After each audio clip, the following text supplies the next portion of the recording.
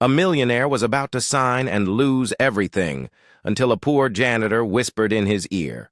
And what he did next surprised everyone. Before we begin, let us know in the comments where you're watching from. And at the end, don't forget to rate this story from 0 to 10. Enjoy.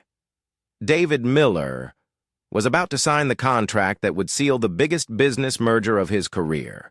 Sterling Corporation promised to take his company to a whole new level. Billions were at stake. He was focused, just seconds away from signing the contract when the door to the room opened. Anna, one of the cleaning staff, walked in with her carton. "Sorry, I'll just empty the trash real quick," she said softly and respectfully. No one seemed to mind. They were all too busy celebrating ahead of time. Anna walked over to the trash can next to David's chair. She bent down, pretending to adjust the bags. Then she leaned slightly to the side, bringing her face close to his. That's when she whispered in a barely audible voice, "Don't sign. It's a trap." David froze. His hand stopped just millimeters from the paper. The pen slipped from his fingers and landed softly on the wooden table. "What?" he whispered, stunned. Anna slowly stood up and looked at him seriously, then turned her eyes away as if nothing had happened. She picked up the trash can and started pushing her cart toward the door, like it was just part of her routine. But David couldn't take his eyes off her. David, Leandro, his longtime business partner and friend, leaned toward him with a strange smile. "Everything all right, Mr. Miller?" Javier asked from across the table. "Are you ready to sign?" David swallowed hard. The contract was still there, untouched. The folder with the merger details was open in front of everyone. He looked at Leandro's face, then Javier's, and finally at the door, where Anna was just about to leave. The whole world seemed a little off balance. "I need 5 minutes," he said suddenly, standing up abruptly. "5 minutes?" Leandro tried to keep his tone light, but his eyes narrowed slightly. "Is everything okay? I need to take care of something," David replied as he walked toward the door. "Mr. Miller, everyone's here. All the terms have been reviewed. There's nothing left to change," Javier protested, starting to sound annoyed. 5 minutes, David repeated firmly. Without waiting for any more objections, he stepped out the door and pushed it closed behind him. Anna was just a few steps down the hallway, pushing her cart. When she heard his quick footsteps behind her, she stopped. "You," David said firmly, pointing at her. "With me now?" She hesitated, surprised, but nodded. They walked in silence to a small break room. David walked in first, and she followed. He shut the door firmly behind them and looked at her with a controlled intensity. "Explain now," he said, arms crossed and eyes locked on hers. "And convince me you're not completely insane for interrupting me like that." Anna stood there holding a trash bag in one hand. "I know how it sounds, but I overheard conversations, things no one else did. They're setting you up. Who's they?" "Sterling and your partner Leandro." Her voice shook slightly, but then steadied. "They're using the contract to transfer hidden debts and to stabilize your company. If you sign it, you'll be giving everything away." David stared at her for a long moment. Part of him wanted to laugh. The other part couldn't ignore the chill that ran down his spine. "What's your name?" "Anna." "How long have you worked here?" 8 months on the night shift." "All right, Anna." He stepped closer, his gaze firm. "Let me be clear. If this is a lie, a conspiracy theory, or some attempt to get attention, you're fired on the spot." Anna bit her lip, but didn't look away. "I understand and I accept that. But if I stay silent and you lose everything, I'd never forgive myself. David turned his face and looked at his reflection in the glass wall. Chicago kept spinning below, but his world had just cracked. This woman had nothing to gain and everything to lose. Yet she was standing there anyway. "Do you have proof?" he asked, without looking at her. "I do. Photos, records, screenshots. I can show you tonight." 7 days. Right here in this room," he said, nodding toward the space. "Bring everything. If you don't convince me, it'll be your last day here." Anna just nodded. David waited for her to leave before pressing his forehead against the cold wall. Outside, the contract was still waiting for his signature, but now, for the first time in his entire career, he was hesitating. David walked back into the meeting room, his heart pounding. All eyes turned to him as he pushed the door open. Leandro was leaning over the table, speaking quietly with Javier, but straightened up quickly when he saw him. "Did you take care of what you needed?" Leandro asked, his smile not reaching his eyes. "Yes." David walked toward the table but didn't sit down. He looked at the contract, then at the faces around him. "Actually, I think I need to review a few clauses again." "Review?" Javier frowned. "Mr. Miller, we spent weeks going over every detail of this document, and that's exactly why I want to take one last look." David picked up the folder and closed it firmly. "Let's reschedule for tomorrow." The silence in the room was tense. Leandro stood up slowly, his fists pressed against the table. "David, this doesn't make sense. We're wasting valuable time. Sterling has other interested parties. You know that." "Then let them be." David stared coldly at his childhood friend. "One night won't make a difference. It will." Javier slammed his hand on the table. "The market's unstable. The stock is up. It's now or never." David watched the man's agitated reaction. Anna had been right about something. This pressure wasn't normal. "The decision is mine." He took the contract and placed it in his briefcase. "I'll see you tomorrow." Without giving them a chance to argue, David left the room, leaving behind a group of visibly angry men. At exactly 7, David walked into the break room. Anna was already there, sitting in one of the chairs with a small backpack on her lap. She stood as soon as she saw him. "Thank you for coming," she said, her voice steadier than in the morning. "Show me what you've got." David sat across from her at the small, round table. Anna opened her backpack and took out her phone. Her hands trembled slightly as she scrolled through the photos. "It all started 3 weeks ago. I was cleaning Leandro's office when I heard voices in the next room." She paused and took a deep breath. "I recognized his voice, and a woman's. They were talking about you." David leaned forward. "Go on." "Her name is Sophia. Blonde, tall, always wearing expensive clothes." Anna slid her finger on the screen and showed him a blurry photo taken through a crack in the door. "This is her."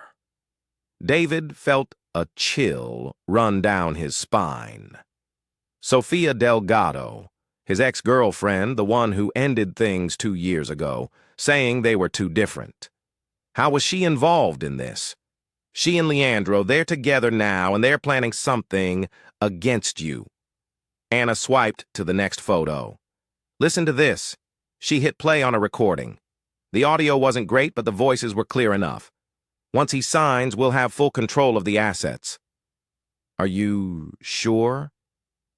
David suspects nothing. David's always been too naive to notice when he's being betrayed. It was true with me, and it will be true now. What if he finds out? He won't. Trust me, Sophia. In 48 hours, we'll own his company. David ran a hand over his face, the world spinning around him. Leandro's voice was unmistakable, and Sophia's laugh, the one that once made him fall in love, now sounded like poison. "Is there more?" he asked, his voice rough. Anna nodded and flipped through more photos. Documents snapped in a hurry. Contracts with clauses different from the ones David had seen. Bank transfers to accounts he didn't recognize. They changed the original contract. Anna pointed to one of the images. See this section? In the version you have, it says you'll keep 60% control, but in the real one, the one they'll use when you sign, you're left with only 20%. This as David took the phone and brought it closer. This is document fraud. It's a crime. And that's not all. Anna moved to the next photo. This $15 million transfer happened last week from Sterling's account to Leandro's personal account. David stood up and walked to the window. Chicago sparkled below in the darkness, but to him, everything felt dim. Why? He murmured more to himself. Leandro's been my best friend for 15 years. We went to college together, built everything from scratch. Sometimes people change when there's a lot of money involved, Anna said, putting the phone away. Or maybe they were always like that, and you just didn't want to see it. David turned around, still trying to process everything. Why are you telling me this? You could lose your job. Anna hesitated because it's the right thing to do. I can't just stay quiet and watch someone get betrayed like that. David studied her. There was more to it. He could feel it. But Anna clearly wasn't ready to say it. These pieces of evidence, how can I be sure they're real? I understand why you don't trust me, Anna said as she put her phone away. But if you sign tomorrow, you'll lose everything. They've already planned every step. David stayed silent for a long time. Part of him desperately wanted not to believe it. Leandro was like a brother, but the evidence. I need more proof, he said at last. I need to be absolutely sure. I can get more, but it'll be risky. Then be careful, David said, looking straight at her. If this is true, if Leandro really is betraying me. He couldn't finish the sentence. Well, find out the truth, Anna said firmly. After she left, David stayed alone in the room, staring out the window.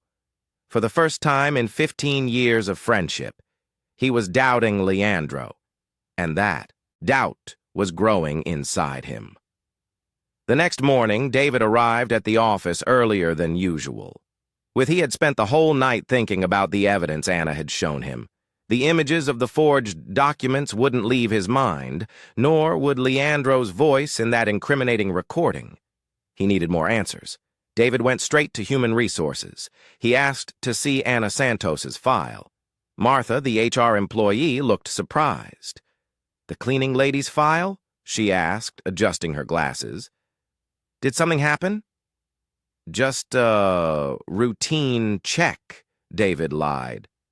I need to confirm a few details. Martha brought him a thin folder. David opened it, and his eyes widened when he saw the attached resume. Anna Santos, 28 years old, degree in business administration from Northwestern University with a specialization in corporate finance. Previous experience in business consulting at McKinsey Company. McKinsey? David murmured, stunned. Excuse me? Martha leaned over to see what he was reading. It's nothing. Thank you. David quickly closed the folder and handed it back. He left HR with his mind racing. Anna had worked at McKinsey, one of the most respected consulting firms in the world. How did someone with that resume end up working as a janitor? During lunch, David looked for Anna in the halls.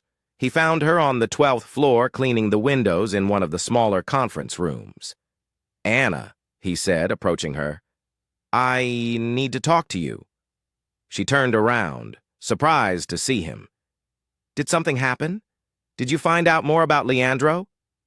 Actually, I found something out about you. David crossed his arms. Northwestern University, McKinsey Company, corporate finance. Anna's face went pale. She dropped the cleaning cloth and took a deep breath. You looked into my file? Why didn't you tell me who you really are? Anna looked around to make sure they were alone before answering. Because it doesn't matter, she said bitterly. It doesn't matter how many degrees I have or where I used to work. To everyone here, I'm just the Latina cleaning lady. But Mackenzie, that's impressive. How did I end up here? Anna cut him off. You want the truth? I worked at Mackenzie for 2 years. I was good at it. Really good. But when it came time for promotions, there was always a reason why I didn't move up. David listened closely, noticing the pain in her eyes. First, they said I needed more experience. Then that my communication style didn't match the company culture. Anna gave a humorless laugh. Translation: I was too competent for my position, but didn't look the part for a leadership role. That's discrimination. You could have filed a lawsuit. With what money? Anna picked up the water bucket. And who would believe a Latina over a company like Mackenzie?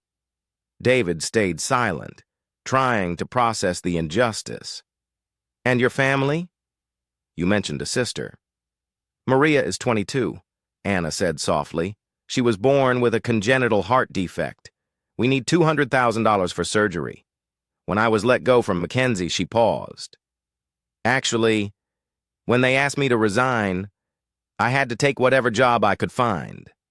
That's why you're here. That's why I'm here. Anna nodded. The health plan covers part of Maria's treatment, and even though the pay is low, it helps with her medication. I can't afford to be unemployed. David felt a tightness in his chest. Here was a brilliant woman, educated at one of the best universities in the country, with experience at a top firm, working as a janitor because of prejudice and family needs. Anna, I had no idea. Well, now you do. She went back to cleaning the windows. That's why I recognized the forged documents right away. I spent years analyzing corporate contracts. Those discrepancies stood out to me immediately. And that's why you warned me about the betrayal. Anna stopped cleaning and looked straight at him. Partly yes, but also because she hesitated. Because you're different from the other executives here. I've been watching you for months. You treat everyone with respect, no matter their role. And when I saw they were planning to destroy you the same way they ruined my career, you couldn't stay quiet. Exactly. David watched her for several long seconds. Anna Santos wasn't just a cleaning lady who had overheard something by chance. She was a highly qualified professional who had recognized a corporate fraud and decided to act, even if it meant risking the little she had. Anna, when all this is over. David, Leandro's voice echoed down the hallway. They both turned to see Leandro approaching, a curious look on his face. What are you doing here? Leandro asked, glancing from David to Anna. Just checking on how the cleaning is going, David replied quickly. You know how particular I am. Leandro looked at Anna, who had gone back to wiping the windows, pretending not to hear their conversation. Since when do you personally care about the cleaning staff? Leandro's tone clearly showed his suspicion. Since I decide to pay more attention to details, David forced a smile. Speaking of which, did you reschedule the meeting with Sterling for this afternoon? Yes? 3? Ah. Leandro kept watching Anna. I hope there won't be any more hesitation. Of course not. David began walking toward the elevator. Let's grab lunch. I need to go over a few contract adjustments with you. Leandro followed him, but not before casting one last suspicious look toward Anna. At the elevator, Leandro pressed the button and turned to David. You've been acting strange since yesterday, he said, his voice probing. Is there something I should know about? David chose his words carefully. Just pre-negotiation nerves. You know how I get before big decisions? David, we've been friends for 15 years. We built this company together. Leandro placed a hand on his shoulder. If something's bothering you, you can tell me. David looked into his best friend's eyes, searching for any sign of deception. But Leandro looked genuinely concerned. I'm fine, Carlos. I just want to make sure we're doing the right thing. Of course we are. Leandro smiled. This merger will make us the clear leaders in the market. Trust me. The elevator doors opened and they stepped inside. But as they descended, David couldn't stop thinking about Anna's words. Sometimes money changes people. And for the first time in 15 years, he was beginning to wonder if he really knew Leandro. That afternoon, Anna was finishing up cleaning the executive bathroom on the 15th floor when she heard footsteps coming down the hallway. It was nearly 5 p.m. Most executives had already gone home. She frowned, curious who might still be around. Through the slightly open door, she recognized Leandro's deep voice, speaking to someone. A woman responded, and Anna felt a chill run through her. It was Safia. Are you sure it's her? Safia asked, her voice sharp with irritation. Absolutely. I looked into it after seeing David talking to her yesterday, Leandro replied, his voice getting closer. Anna Santos, 28 years old, former Mackenzie, too smart for her own good. Anna held her breath, pressing herself against the bathroom wall. Her heart pounded when she realized they were talking about her. And do you think she heard our conversation last week? Sophia sounded worried. I'm sure of it. I checked the security cameras. She was cleaning my office at the exact time we were finalizing the details. Leandro paused. And today, David was acting completely different. He backed out of signing yesterday, asked a ton of questions about clauses we'd already reviewed. Damn. Safia's voice rose in panic. If David finds out about us, about the money we transferred, he won't. Not if we act fast. Leandro cut her off. I need to get rid of the cleaning lady before she causes more problems. Anna covered her mouth with both hands, trying to control her breathing. They knew she had discovered their plan. How? Sophia asked, in the most humiliating way possible. I'll accuse her of stealing right in front of everyone. Leandro's voice was cold. No one will believe a fired janitor over me. And if David tries to defend her, David's been my best friend for 15 years. Even if he has doubts, he won't confront me publicly over a cleaning lady. Leandro gave a quiet laugh. He's way too predictable. Anna closed her eyes, feeling tears start to form. She had risked everything to warn David about the betrayal, and now she was going to be destroyed for it. When? Safia asked.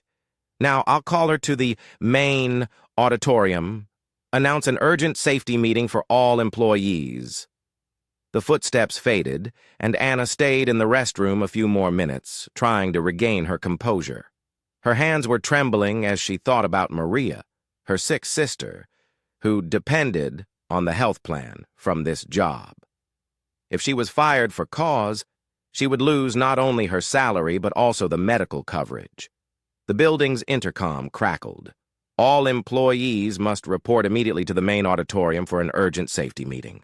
Repeating, all employees to the main auditorium. Anna took a deep breath, straightened her shoulders, and stepped out of the restroom. No matter what happened, she wouldn't give Leandro the satisfaction of seeing her break. The auditorium was packed. Employees from every department whispered to one another, curious about the sudden meeting. Anna entered from the back, keeping her head high, and stood near the back wall. David sat in the front row alongside other executives. He looked around the auditorium, and for a brief moment their eyes met.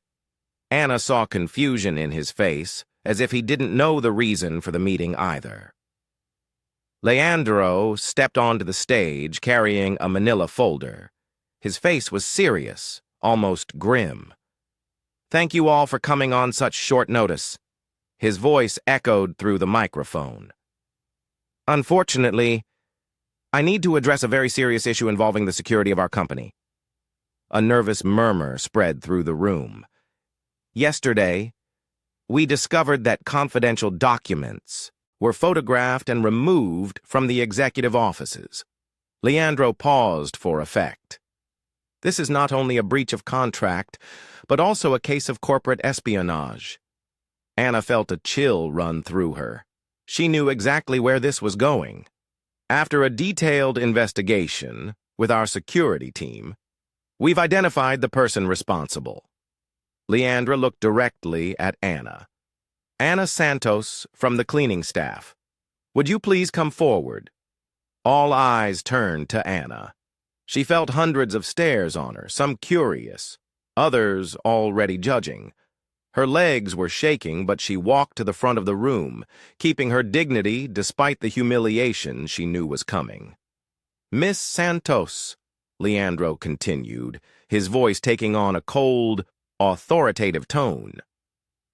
Photos of confidential company documents were found on your phone. How do you explain that? Anna looked at David sitting in the front row. He seemed shocked, caught between surprise and confusion. She could see the struggle in his eyes.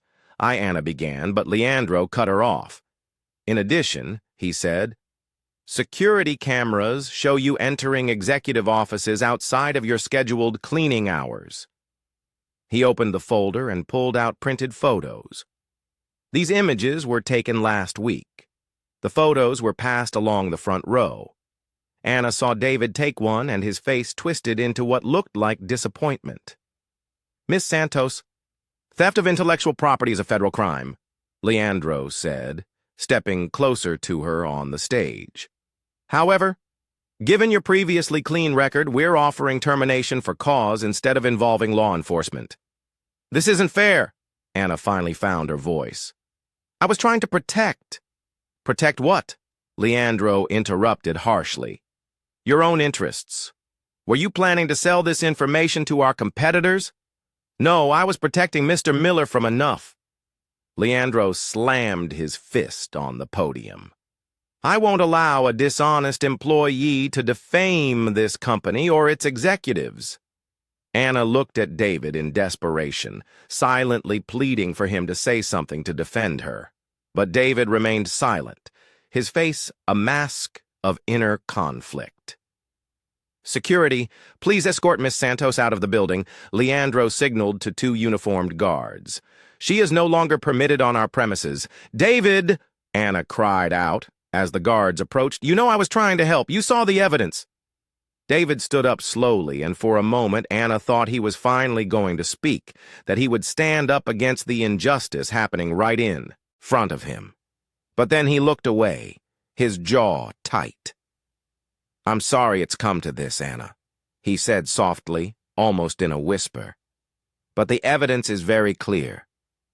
Anna's heart shattered. The man she had risked everything for, the one she tried to save from devastating betrayal, was choosing to believe his betrayer. David, please. Her voice broke.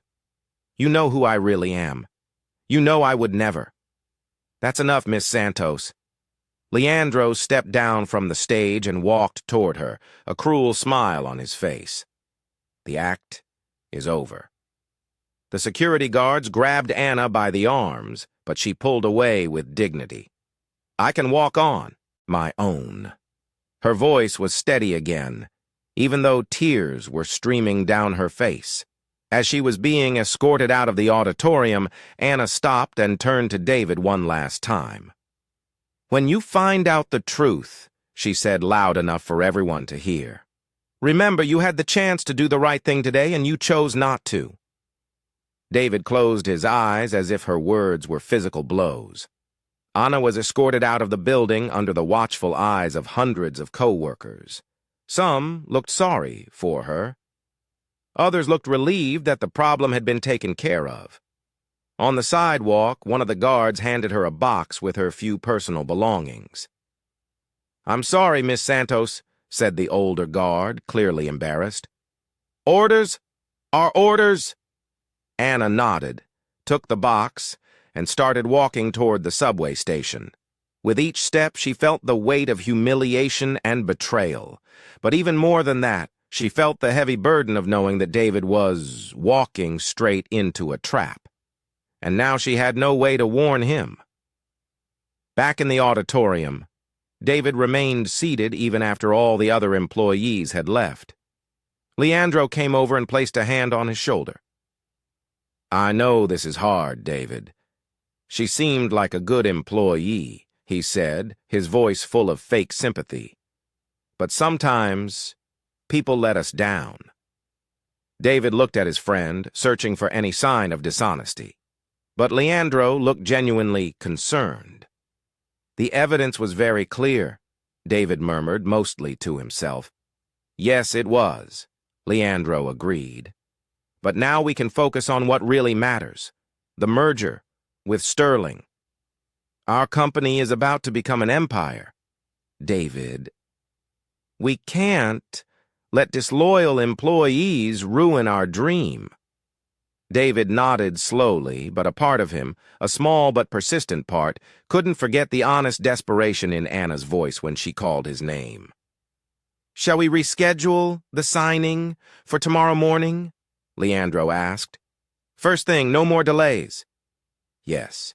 David stood up, still trying to process everything. "First thing." As he left the auditorium, David couldn't shake the feeling that he had just made the biggest mistake of his life. And somewhere in the city, Anna Santos walked the streets of Chicago, carrying a box of belongings and a broken heart, still determined to find a way to save the man who hadn't been able to save her. David couldn't sleep at all that night. The image of Anna being escorted out of the building wouldn't leave his mind. The desperation in her voice, the way she called out his name, begging him to stand up for her, and he had stayed silent. At 3 in the morning, he gave up trying to sleep. He got dressed quickly and drove to the office. The building was empty with only the night guards patrolling the halls. David used his access card to take the executive elevator. Something about Leandro's accusations didn't make sense. Anna had shown deep knowledge of corporate contracts, had spotted discrepancies that only someone with financial experience would notice. Why would a woman with that kind of expertise try to sell company secrets? And why would she risk everything to warn him about a betrayal if she was involved in corporate espionage? David reached his office and turned on his computer. He decided to investigate on his own. He started by reviewing the merger files with Sterling Corporation. He opened every document, every spreadsheet, every attached contract. Everything seemed normal at first glance, but Anna had mentioned hidden clauses. If they were real, David knew they would be hard to find. 3 hours later, he found the first irregularity. In the main contract on page 47, there was a reference to Addendum C that David had never seen before. According to the document, this addendum included technical specifications and post-merger asset distribution. But when he looked for Addendum C in the digital folder, it wasn't there. Intrigued, David accessed the company's main server. He used his CEO credentials to browse the most protected files. Finally, in an encrypted folder he had never seen before, he found what he was looking for. Addendum C, post-merger asset distribution. David opened the file and felt his blood run cold. According to the document, after the merger, 80% of Miller Technologies' assets would be transferred to a subsidiary called Sterling International Holdings. David had never heard of this company. He kept reading and found out that Sterling International Holdings was registered in the Cayman Islands and had only 2 main shareholders, Leandro Vega and Sofia Delgado. "This can't be," David murmured, reading the document 3 more times just to be sure. But it was all there in small print and complex legal terms.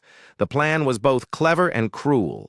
David would sign the contract thinking he was keeping majority control of the company when in fact he'd be handing over almost everything to a shell company secretly controlled by his best friend and his ex-girlfriend. David printed the document and kept digging. Using his CEO credentials, he accessed the company's banking records. What he found confirmed his worst fears. In the last 2 months, several so-called merger preparation transfers had been made, totaling $23 million. The money had supposedly gone to Sterling Corporation accounts, but David noticed something strange. The account numbers didn't match the ones listed in the original contract.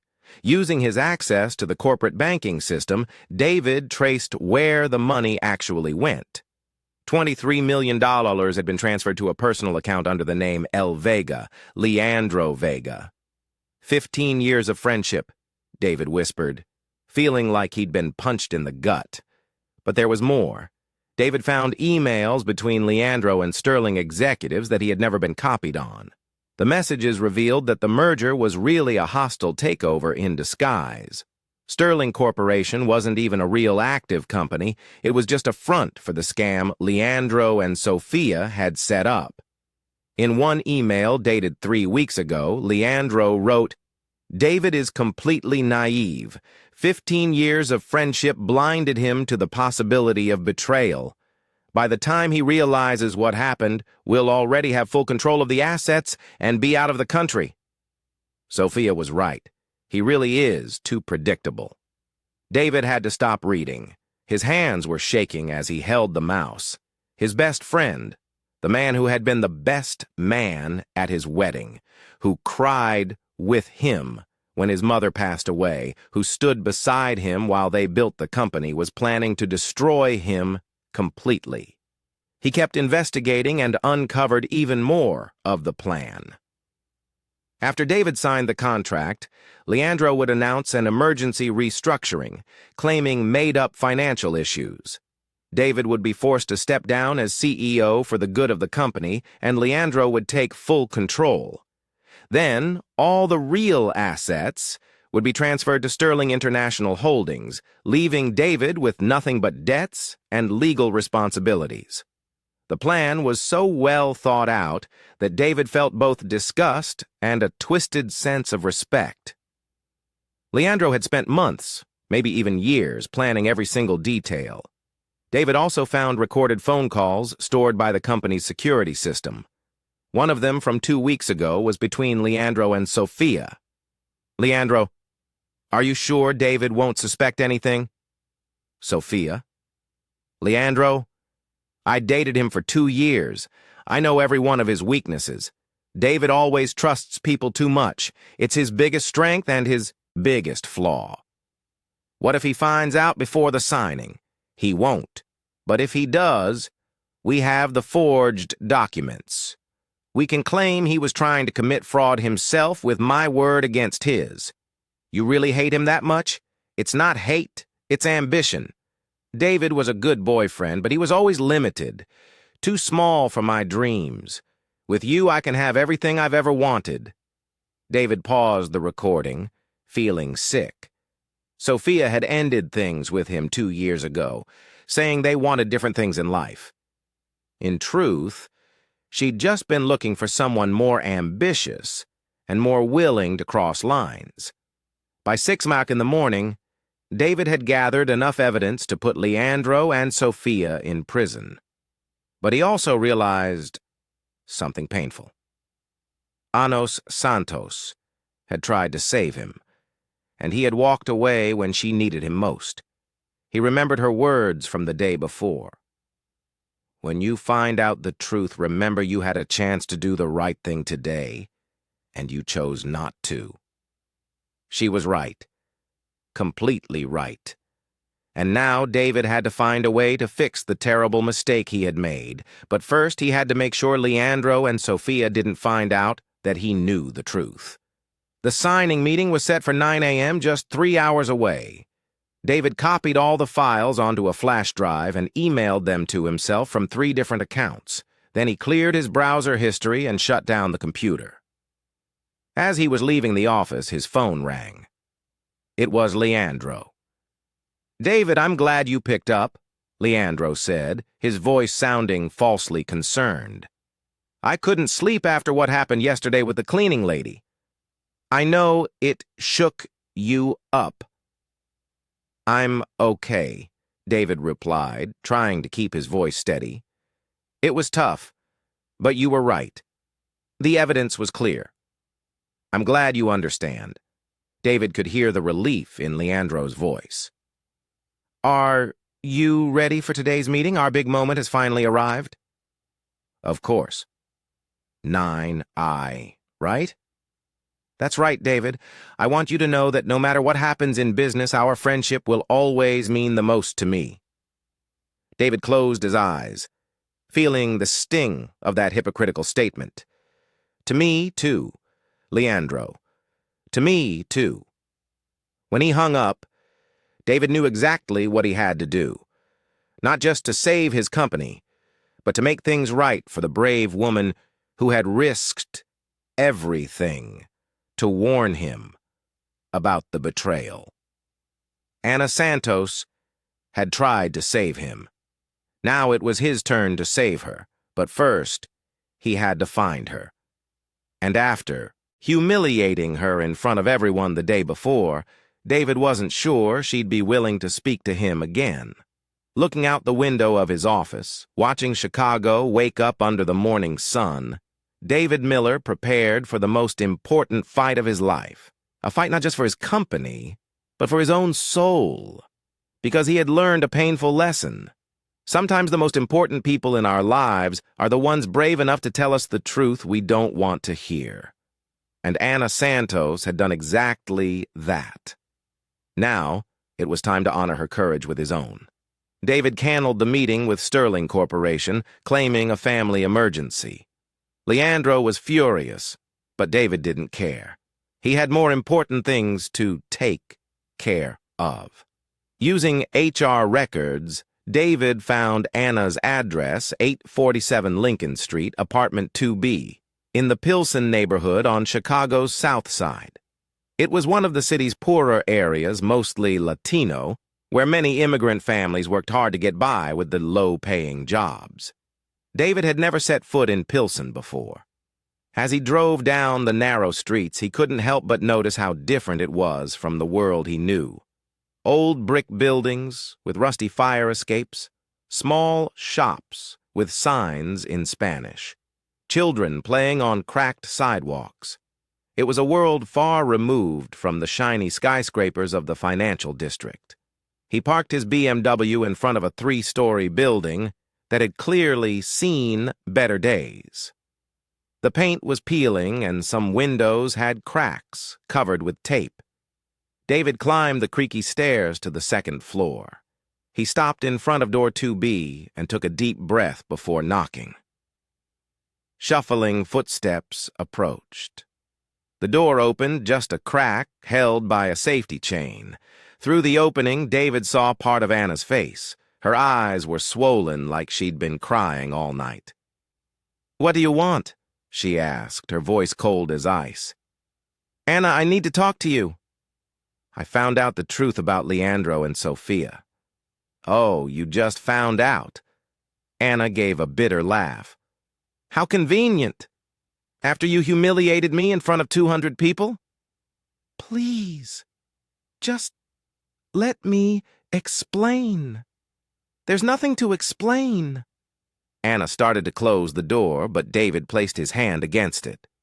"Anna, you were right about everything. I found the proof, the contract, the bank transfers, the shell company, everything." Anna paused, but didn't open the door further. "And what do you want me to do with that now? You already fired me. You ruined my name.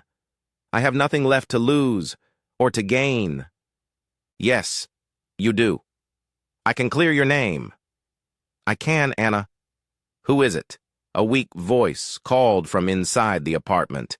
Anna sighed and looked at David through the crack. "It's my sister. She's not well." "Please," David said. 5 minutes. I just want to apologize properly." Anna was silent for a long moment, clearly torn. Finally, she removed the chain and opened the door. The apartment was small and modest, but spotlessly clean and neatly arranged. The furniture was old, but well cared for. Family photos on the wall showed Anna and a younger woman smiling during happier times. Maria Anna called.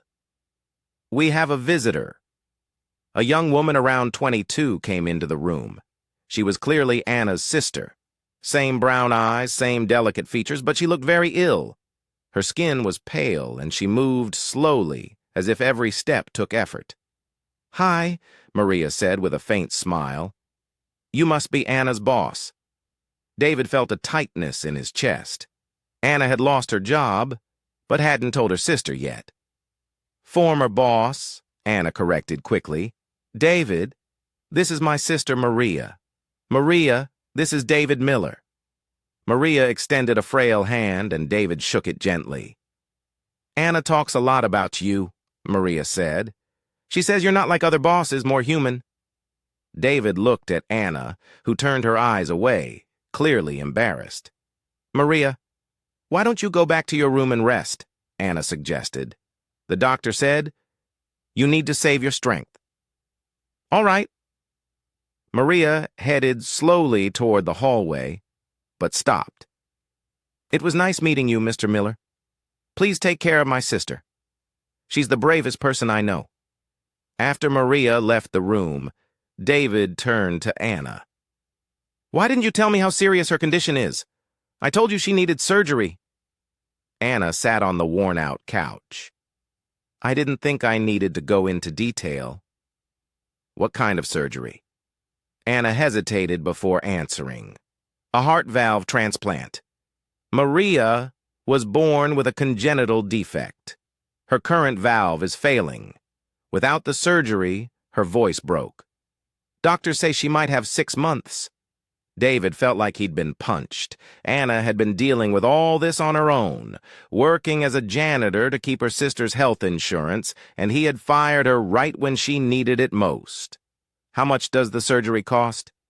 $200,000. Anna wiped her eyes. The company's health plan covered 60%. I was saving for the rest, doing extra work on the weekends. "Anna, I can pay." "No."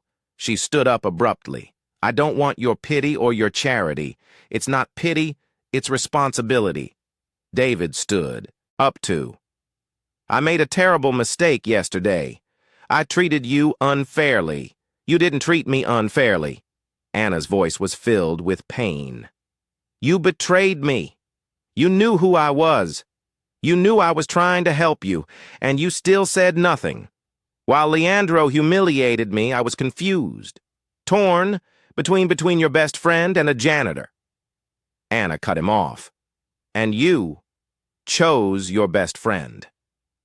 Even knowing he was lying, David ran his hands through his hair, frustrated. "You're right. Completely right. I was cowardly and selfish, but now I know the truth, and I want to make things right." "Some things can't be made right, David."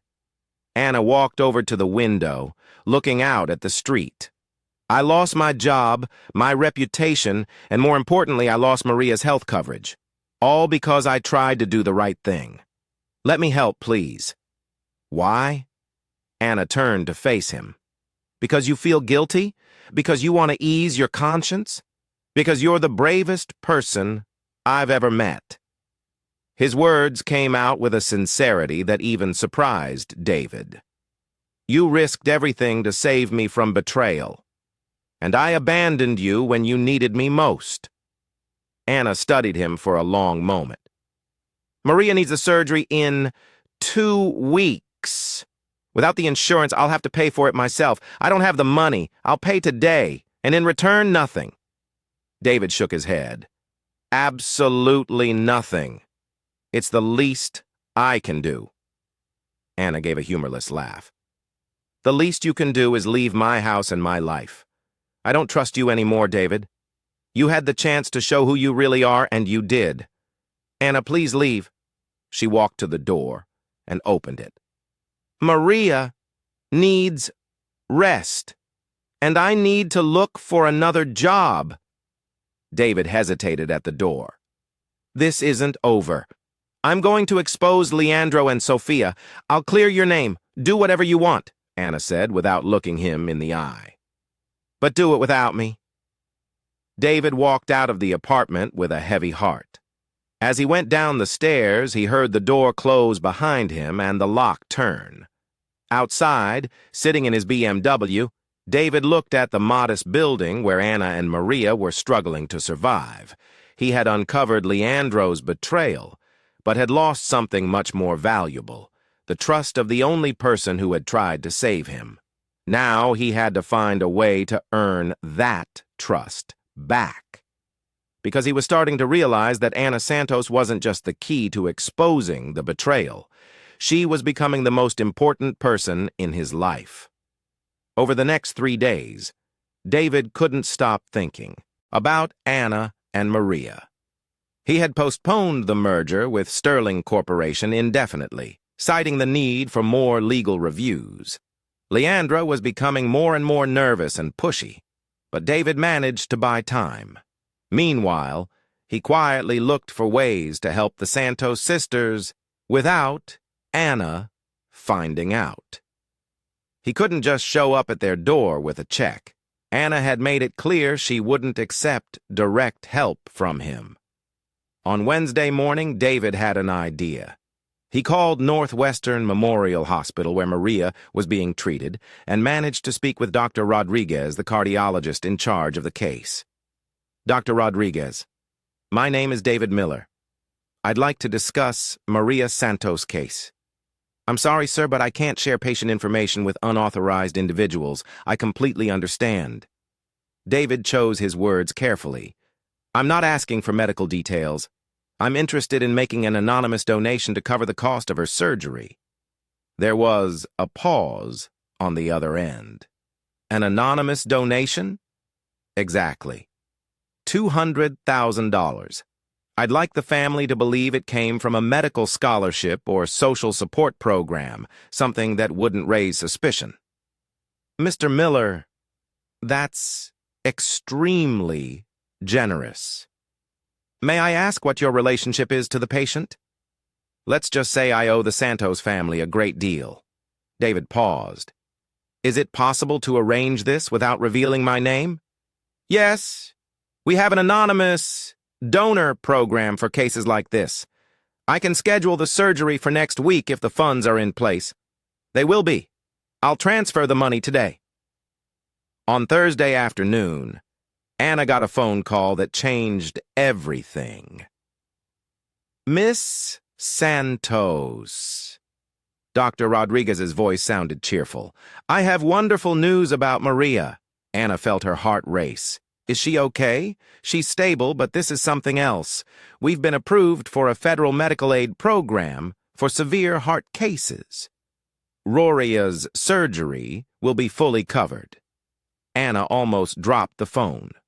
What do you mean? We never applied for any program. Sometimes hospitals apply automatically for eligible patients. What matters is we can schedule the surgery for next Tuesday. When she hung up, Anna was crying with relief. She ran to Maria's room where her sister was resting. Maria. Anna gently shook her. We did it. The surgery will be completely covered. Maria slowly opened her eyes, still drowsy from the medication. What do you mean? A government program. They're paying for everything. Anna hugged her sister carefully. You're going to be okay, Maria. You're going to be completely okay. David found out his donation had gone through. When Dr. Seth Rodriguez called to confirm the surgery was scheduled, he felt a kind of satisfaction he hadn't felt in years, the feeling of doing something truly good without expecting anything in return. But there was still the matter of regaining Anna's trust, and for that, he needed a different kind of plan. On Friday night, David was walking through Millennium Park when he had an idea. Anna had mentioned that she worked extra jobs on weekends to save money.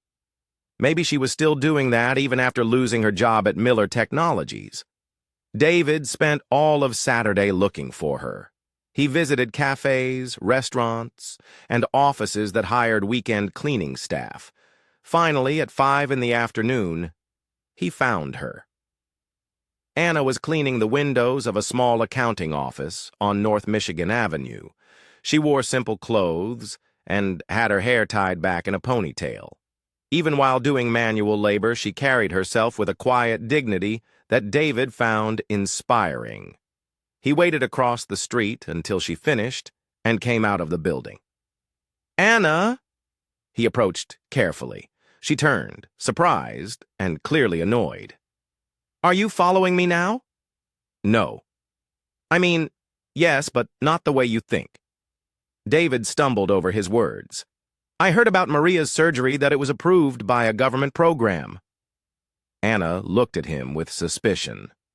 "So what?" "I'm happy for you. Truly happy. Thank you." She started walking toward the subway station. David walked alongside her. "Anna, can I talk to you? Just 5 minutes about what? About how awful I feel about what happened. About how you were right about everything. About how I want to make things right this time." Anna stopped and looked at him. "David, I understand you feel guilty, but like I said before, I don't need your pity. It's not pity." David took a deep breath. "It's admiration, respect, and something more I'm still trying to figure out." Anna frowned. "Something more? You made me question everything I thought I knew about myself." David stepped a little closer. About loyalty, about courage, about doing the right thing even when it's hard. "David, please let me finish." He went on. "You risked everything to save me from betrayal. And when it was my turn to stand up for you, I failed. But that taught me something important about who I really am and who I want to become." Anna looked at him in silence for a long moment. "And who do you want to become? Someone worthy of the courage you showed. Someone who doesn't let fear or blind loyalty get in the way of doing what's right." The cold Chicago wind blew between them, and Anna pulled her coat tighter around her. "It's chilly out here," she said, glancing around. "There's a coffee shop on the corner. We can talk there." The small cafe was nearly empty. They sat at a table by the window, 2 steaming cups of hot chocolate between them. "So," Anna said, stirring her drink with a small spoon, "what did you find out about Leandro and Sophia?" David pulled a folder from his backpack and laid it on the table. Everything. The entire plan. He opened the folder and showed her the documents. The shell company. The wire transfers. The fake contract. They were planning to steal 80% of my assets.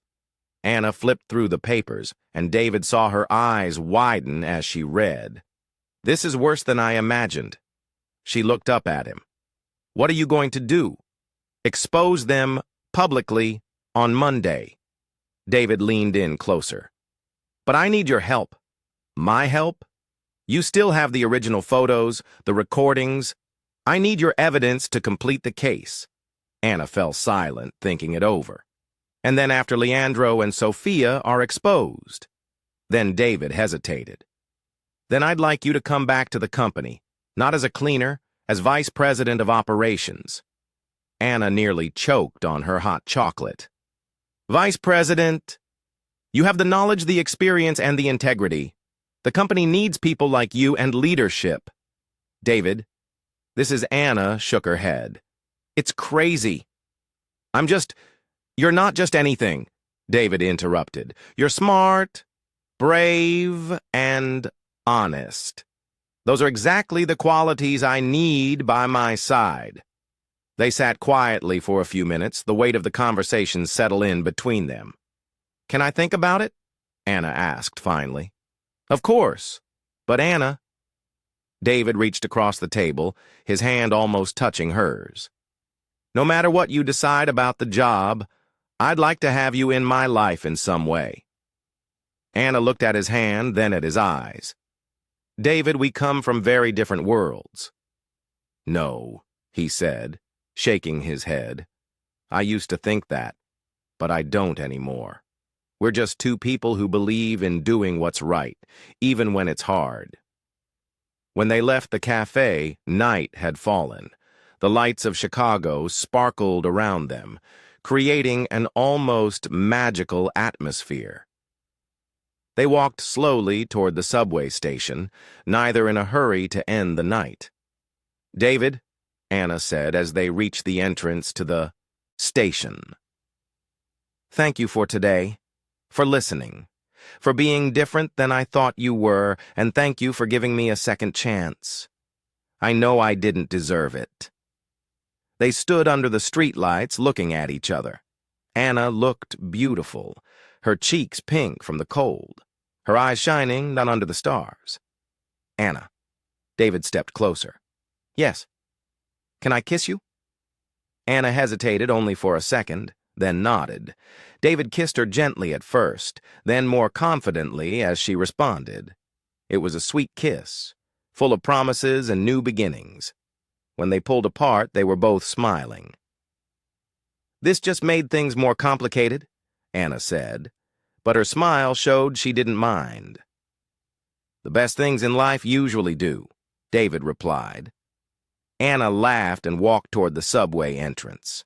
I'll call you tomorrow, she said, to go over the plan for Monday, and to talk about us, she confirmed before disappearing down the stairs. David stood on the sidewalk for several minutes, gazing at the stars above Chicago. For the first time in weeks, he felt like everything was going to be okay. On Monday, he would face Leandro and Sophia. But this time, he wouldn't be alone. He would have Anna by his side, and that made all the difference. On Monday morning, David arrived at the office determined to carry out his plan. He had spent all of Sunday with Anna planning every detail of how to expose Leandro and Sophia. They had scheduled a board meeting for 2 where they would present all the evidence of the betrayal. David stored the incriminating documents in his personal safe and prepared copies to hand out during the meeting. He was nervous, but confident. Anna would arrive at noon to go over the final details.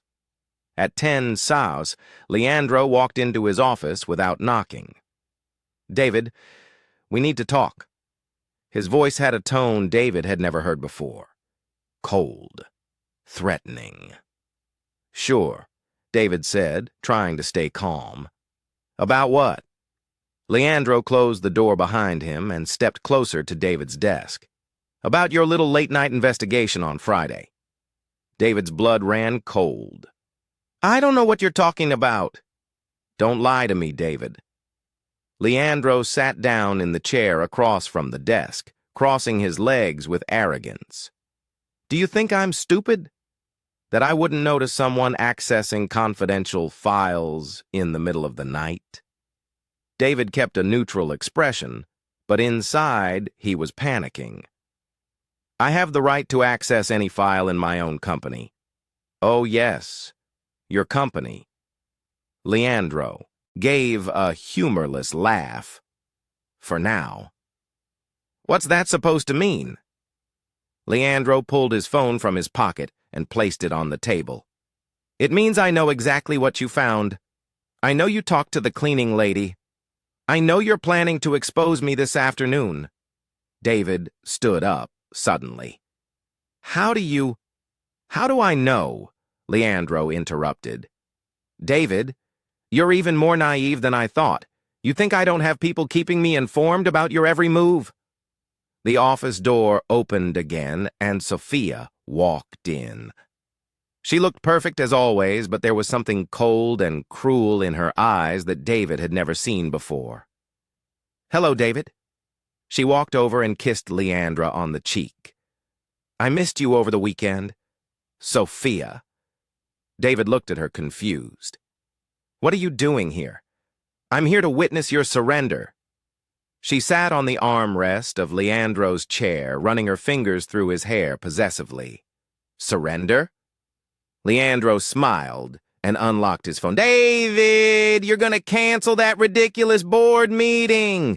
You're going to destroy all the evidence you've gathered, and you're going to sign the Sterling Corporation contract today. Are you out of your mind after what I found out about you two? No, Leandro said, turning the phone toward David. After what I found out about you on the screen. David saw pictures of himself entering Anna's building in Pilsen, talking to her at the cafe, kissing her on the street. So what? David frowned. There's nothing wrong with O, isn't there?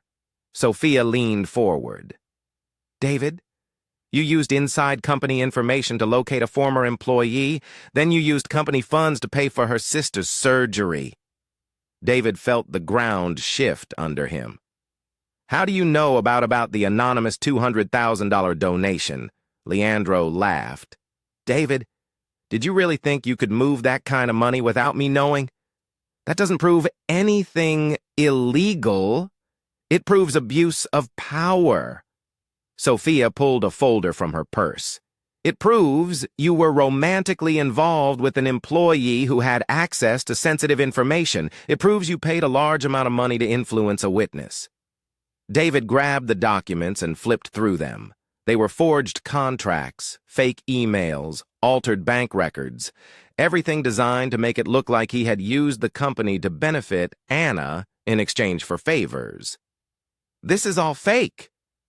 Of course it is, Leandro said, standing up. But who's going to believe you? A CEO who got involved with a cleaning lady and used company money to impress her? You can't do this.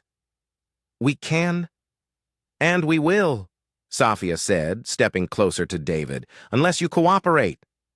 David looked at Leandro and Sophia, two people he had once loved and trusted completely, and now he saw that he had never really known them. What do you want? I already told you, Leandro said, sitting back down. Cancel the meeting. Destroy the evidence. Sign the contract.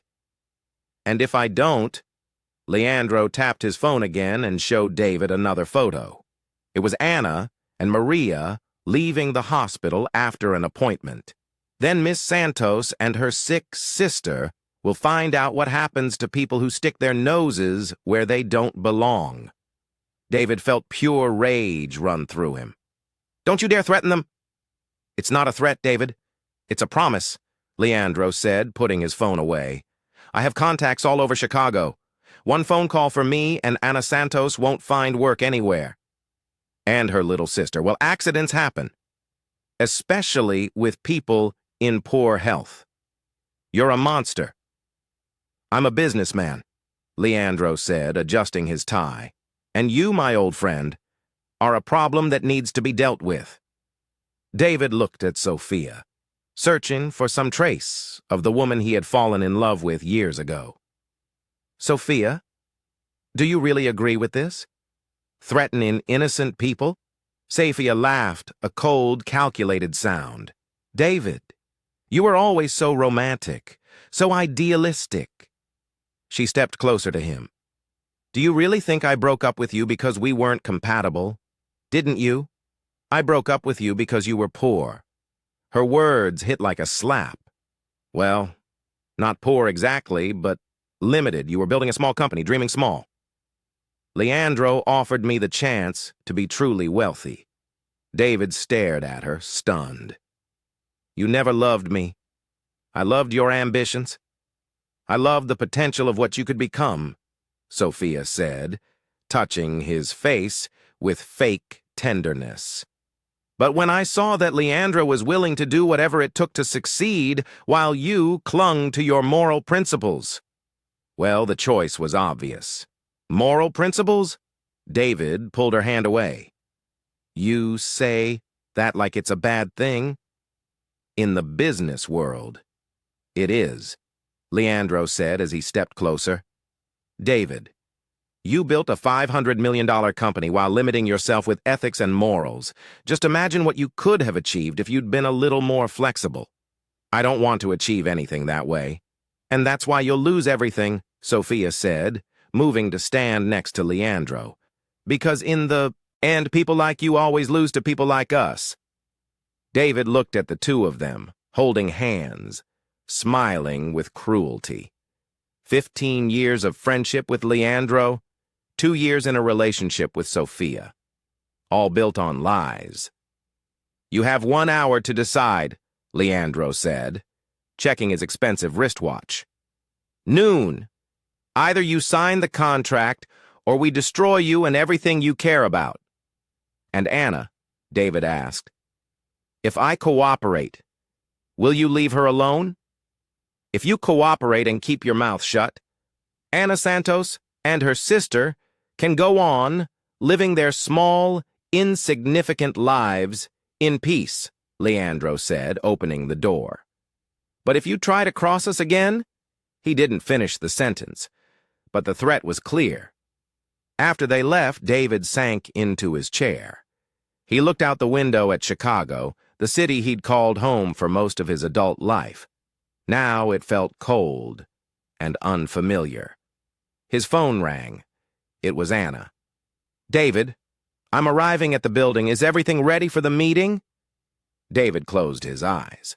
If he told Anna the truth, he'd be putting her and Maria in danger. But if he lied, David, are you there? I'm here, he said, his voice rough. Anna, about the meeting? Yes. David looked at the folder with the evidence on his desk. Then he looked at the forged documents Safia had left. 2 versions of the truth.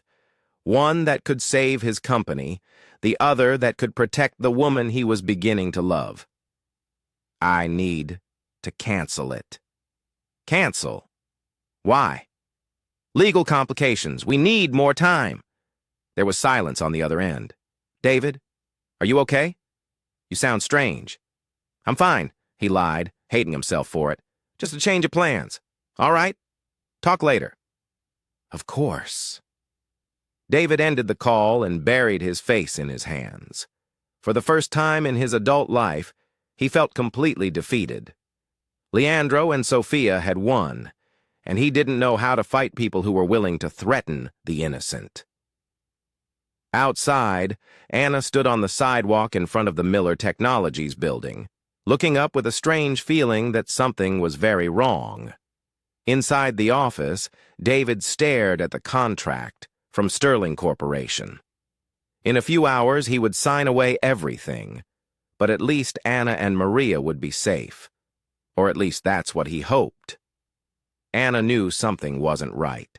The sudden cancellation, the strange tone in David's voice, the way he avoided eye contact when they finally saw each other in the lobby.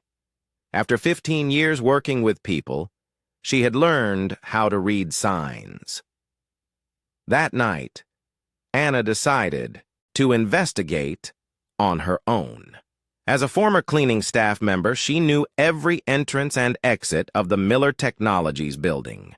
At 9 p.m., with only the night security staff on duty, she used her knowledge of access codes, which were rarely changed, to enter through the basement. She took the service stairs to the executive floor. Her goal was simple: to find out why David had changed his mind so suddenly. In Leandro's office, she found what she was looking for: unlocked drawers, papers scattered across the desk, signs of someone in a hurry. Anna took pictures of everything with her phone: fake contracts with David's signature, fabricated emails, manipulated bank records. But what made her blood run cold were printed photos of her and Maria leaving the hospital with handwritten notes in the margins. Secondary target and pressure point. Anna understood immediately. Leandro had found out about David's investigation and was using her and Maria as leverage. She quickly searched for recording devices. Inside a pen holder on Leandro's desk, she found a small digital recorder, probably used to capture incriminating conversations. Anna checked the audio files. There were dozens of recordings, including conversations between Leandro and Sophia planning the betrayal. But the most recent one from earlier that afternoon made her heart race. It was the recording of Leandro threatening David, using her and Maria as blackmail. Anna copied all the files to her phone and left the building just as quietly as she had entered. At 6 in the morning on Tuesday, Anna rang the doorbell at David's apartment in Lincoln Park. He answered in a bathrobe, looking like he hadn't slept. "Anna? What are you doing here so early? I need to talk to you. It's urgent." David let her in, clearly nervous. "Anna, about yesterday. There are complications you don't understand." "I understand perfectly." Anna pulled her phone from her purse. "I know Leandro is blackmailing you because of me." David stared at her, shocked. "How did you?" "I heard the recording." Anna pressed play, and Leandro's threatening voice echoed through the apartment. When the recording ended, David sat heavily on the couch. "Anna, you don't understand the danger. He threatened you and Maria. I can't take that risk." "David." Anna sat beside him. Leandro made a fatal mistake. He recorded his own threats. David lifted his head, a spark of hope in his eyes. "What do you mean?" "I have proof of everything. The recordings, the forged documents, the surveillance photos." Anna showed him her phone. "We have enough to bring them down completely. But what about the threats? If we expose them, they can't hurt us if they're behind bars." Anna took David's hands. "Trust me. We have to act today, before they realize we've uncovered their scheme." David looked at her for a long moment, the courage in her eyes, the determination in her voice. "What do you suggest?" "Reschedule the board meeting for today. 2. Anna stood and paced the room as she thought. "But this time we'll be ready for them." At 2 in the afternoon, the Miller Technologies auditorium was full. All board members were present, along with representatives from Sterling Corporation and several company executives. David stood on stage, visibly nervous. Leandro and Sophia were seated in the front row, confident smiles on their faces. "Ladies and gentlemen," David began, "I've called this meeting to make some important announcements about the future of Miller Technologies." Leandro gave him an encouraging nod, clearly expecting David to announce the merger. "First, I'd like to introduce our new Vice President of Operations, Anna Santos." A ripple of surprise moved through the auditorium as Anna stepped onto the stage. Many recognized her as the former cleaner who had been fired for spying. Leandro stood up abruptly. "David, this is ridiculous. You can't." "Please sit down, Mr. Vega." David interrupted firmly. "You'll have your chance to speak soon." Anna stepped up to the microphone. "Good afternoon. I know many of you remember the unfortunate circumstances of my last appearance in this auditorium." Her voice was steady and clear. "Today I'm here to reveal the truth behind those events." Anna turned on a projector and the first image appeared on the screen. The forged Sterling Corporation merger contract. "This is the version of the merger agreement that was shown to Mr. Miller." Anna pointed to the numbers on the screen. According to this document, David Miller would retain 65% control of the company after the merger. She changed to the next slide. "And this is the actual version of the contract, the one they intended to use at signing. Here, David Miller would retain only 15% control." The room erupted in murmurs. Leandro had gone pale. "This is outrageous," Sophia stood. "These images are fake. Are they?" Anna gave her a cold smile. "Then maybe you'd rather hear this." She pressed play on the sound system. Leandro's voice echoed clearly. Throughout the auditorium, "David is completely naive. 15 years of friendship blinded him to any possibility of betrayal. By the time he realizes what's happened, we'll have full control of the assets and be out of the country. The room fell completely silent. All eyes turned to Leandro, who was clearly panicking. That was taken out of context, he stammered. Was it? Anna moved on to the next recording, and this Sophia's voice filled the auditorium. It's not hate, it's ambition. David was a good boyfriend, but he was always limited, too small for my dreams. With you, I can have everything I ever wanted. Sophia was furious, but tried to stay composed. These recordings are illegal. They were obtained without consent. Actually, Anna turned to her. They were taken from a recording device found in Mr. Vega's office, a device he used to record his own conversations. David stepped back up to the microphone. There's more. He nodded to Anna, who projected the bank records onto the screen. $23 million transferred from Miller Technologies accounts to Mr. Vega's personal accounts, Anna pointed out. Money that was supposed to be used for legitimate merger preparations. Leandro stood up, desperate. David, we've been friends for 15 years. Are you really going to believe this? This brave woman who risked everything to save me from betrayal? David interrupted. Yes, Leandro, I'm going to believe her because, unlike you, she never lied to me. Mr. Roberto, the main representative of Sterling Corporation, stood up. Mr. Miller, Sterling Corporation had no knowledge of these irregularities. We are a legitimate company that was deceived by dishonest representatives. We completely understand. David nodded.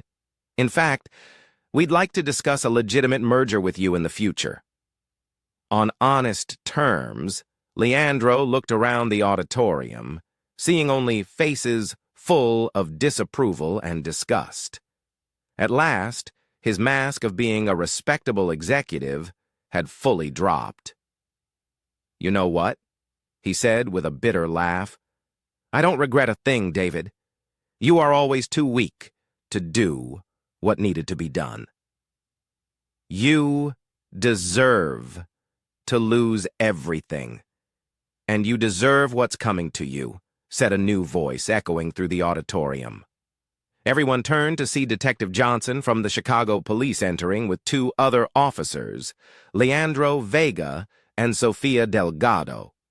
You are under arrest for corporate fraud, document forgery, and attempted extortion. As Leandro and Sofia were handcuffed, the auditorium broke into applause. Anna smiled at David, who returned the look with deep gratitude. And something more. How did you know to come here? David asked the detective.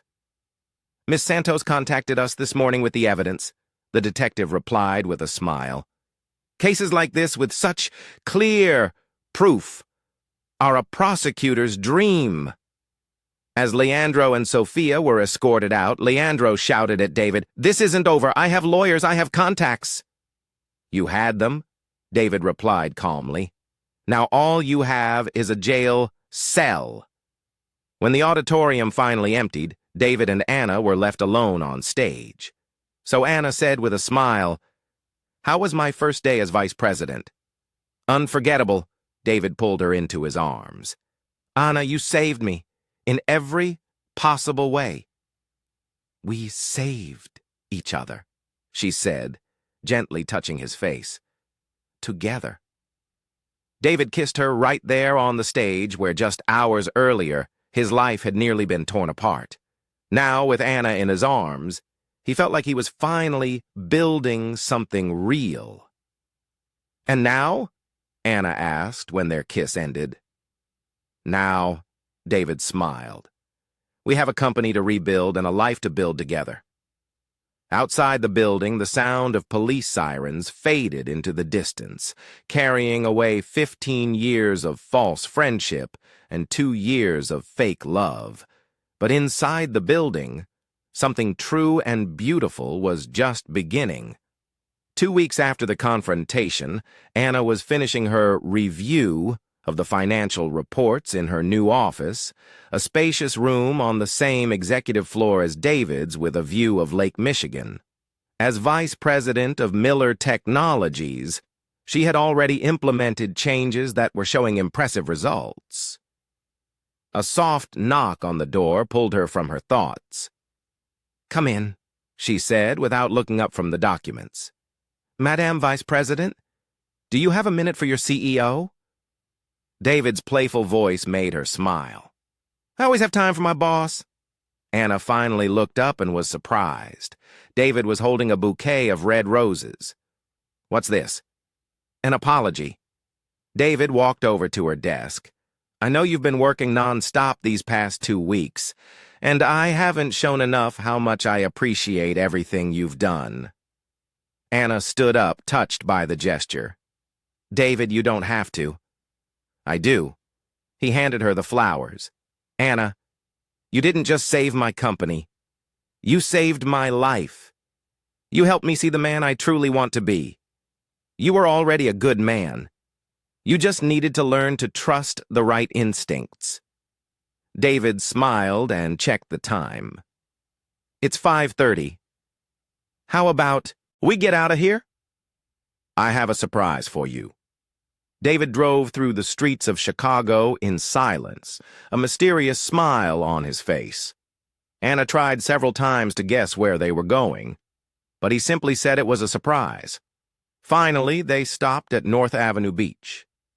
The October sun was setting over Lake Michigan, painting the sky in shades of orange and pink. "What are we doing here?" Anna asked as they walked along the sand. "Do you remember the first time we really talked?" David stopped and turned to her. "In the break room, when you showed me the evidence." "Of course. You said if I was lying, it would be my last day at the company. And you said if you stayed silent and I lost everything, you'd never forgive yourself." David took her hands. "Anna, that night you showed me what real courage looks like." Anna felt her heart race. There was something different in David's voice, an intensity she had never heard before. "David, let me finish," he said, taking a deep breath. "All my life, I thought I knew what success meant: money, power, recognition. But when I almost lost everything, I realized none of that matters without the right person by your side." David let go of her hands and, to Anna's surprise, knelt down in the sand in front of her. "Anna Santos." His voice was emotional but steady. "You came into my life as a brave cleaning lady and became my savior, my partner, my best friend, and the love of my life." Anna brought her hands to her mouth, tears welling up in her eyes. "You taught me that a person's true worth isn't in the job they hold, but in the character they show." David pulled a small velvet box from his pocket. "You taught me that sometimes the most important people in our lives are the ones who have the courage to tell us the hard truths." He opened the box, revealing a simple yet elegant ring with a single diamond sparkling in the golden light of the setting sun. "Anna, I can't imagine building a future without you. Will you marry me?" Tears were now streaming down Anna's face. She looked at the man kneeling in front of her. The same man who once chose a false friendship over defending her, but who had grown and become one truly worthy of her love. "David?" Her voice trembled. "Yes, of course." "Yes." David stood quickly and slid the ring onto her finger. It fit perfectly. "How did you know my size?" Anna asked, admiring the ring. "I asked Maria for help." David smiled. "Actually, I asked for her blessing first. I told her you're the most important person in her life, and that I needed to promise to take care of both of you." "And what did you promise?" "That I'd dedicate my life to making you happy," David said, kissing her gently, "and that our family would always come first." Anna kissed him back, feeling like her heart might burst from happiness. In the background, the waves of Lake Michigan rolled gently onto the shore, and the first stars began to appear in the Chicago sky. "I love you, David Miller," she whispered. "And I love you, future Mrs. Anna Miller." 3 months later, autumn in Chicago had painted the trees in Millennium Park with golden and red tones. Anna stood in front of the mirror in her new apartment. She and David had moved in together the month before, adjusting the simple but elegant wedding dress she had chosen. "You look absolutely radiant," Maria said as she entered the room. Her heart surgery had been a complete success, and she looked healthier and more vibrant than ever. "Nervous," Anna admitted. "It's strange. When David proposed, I was so sure. But now on the day now, you're realizing you're marrying the man you love and becoming part of a beautiful family," Maria said, straightening her sister's veil. "Anna, you deserve all this happiness." Dr. Rodriguez arrived with Maria's latest test results. Perfect heart function, excellent outlook. The sisters hugged, crying with relief and joy. An hour later, Anna walked down the glass aisle at the Lincoln Park Conservatory. The tropical greenery created a magical setting, and about 50 guests waited among palm trees and orchids. David stood at the altar, glowing with happiness. When he saw Anna, his face lit up with that smile that always made her heart race. "You look stunning," he whispered when she reached him. "And you look perfect," Anna whispered back. Reverend Williams began the ceremony, speaking about love, courage, and second chances. When it was time for the vows, David spoke first. "Anna, you came into my life whispering a truth I didn't want to hear. You taught me that real strength comes from integrity and that true love is built on trust and mutual respect. I promise to be worthy of your courage every day of our lives." Anna wiped away a tear before speaking. "David, you've shown me that some people really do change, that some men truly keep their promises. I promise to stand by your side as your partner in everything through joy and hardship." When they exchanged rings and kissed as husband and wife, the conservatory erupted in applause.